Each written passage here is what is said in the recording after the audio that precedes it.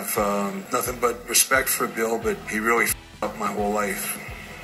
It might be scripted, but a pro wrestling match can turn ugly pretty quickly. Remember how one botched pile driver almost left Steve Austin momentarily paralyzed in the middle of the ring? It's all about the trust between wrestlers, and unfortunately, some have been blamed to be reckless in the ring. I'm SoCal Val, and here are 5 WWE superstars who are accused of being unsafe workers. Number 5, Mr. Kennedy. With his charisma on the microphone and decent in-ring abilities, Mr. Kennedy appeared to have a promising career in the company. But the former United States champion was accused of being unsafe by 2 of the biggest stars of the WWE, Randy Orton and John Cena. Kennedy's run in the company was cut short after he dropped the Viper Randy Orton on his neck in an episode of Raw in May of 2009. Orton protested to WWE management about Kennedy's unsafe attitude in the ring. Also, he reportedly convinced John Cena, who was the biggest star at that time, to voice his displeasure on Kennedy's in-ring performance. Vince McMahon maybe found truth to those allegations, and possibly that's why Kennedy was released within days after this incident. It's quite surprising, as just a couple of years before that, he won the Money in the Bank contract and almost became a WWE World Champion. Number 4, Goldberg.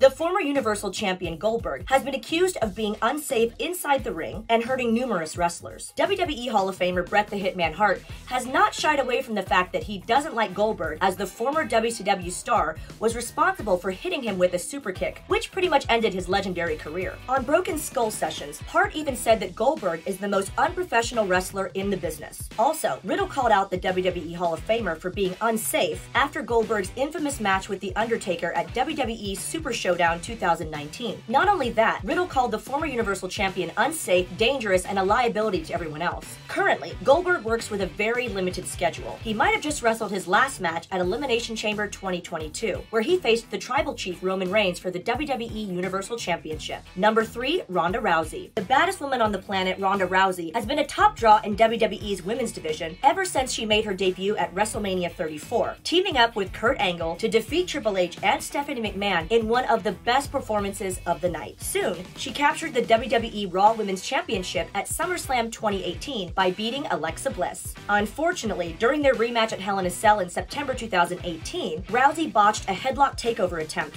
which led to Bliss suffering a concussion. Then, a month later, the exact same incident occurred at a live event, which cost Bliss 3 months of her career. Nia Jax, who's Alexa's friend, complained to WWE management about Rousey's carelessness in the ring, but nothing came out of it. Ronda remained one of the prominent figures in WWE programming until her temporary departure after WrestleMania 35. The baddest woman on the planet returned to the WWE ring after a long leave of absence at Royal Rumble 2022, just 4 months after giving birth. She went on to win the Rumble match and challenged Charlotte Flair for the SmackDown Women's Championship, eventually winning it at WrestleMania Backlash. Number 2, Seth Rollins. He has been called by many names: the Architect, the Kingslayer, the Visionary, but do you know that Seth freaking Rollins was also called an unsafe worker? In 2015, when Rollins was having the run of his career as the WWE champion following the breakup of The Shield, WWE booked him in many high-profile matches against the likes of John Cena and Sting. Unfortunately, both Cena and Sting got hurt at the hands of the Architect. During a match with the 16-time world champion, Rollins ended up fracturing Cena's nose in an episode of Raw in 2015. Bret Hart criticized Rollins for being careless inside the ring, who also received a lot of backlash from the WWE Universe. Following his feud with Cena, Rollins began a feud with the Icon Sting, who had made his long-awaited WWE debut the previous year in 2014. During their match at Night of Champions, he hit the Icon with a buckle bomb, which resulted in him suffering a severe neck injury. The same buckle bomb, which had injured Finn Balor at SummerSlam 2016 as well. It was due to Rollins that only a year within his WWE career, Sting's in-ring career came to an end, and he was eventually inducted into the WWE Hall of Fame. Since these incidents, Seth Rollins has been way more careful, so much so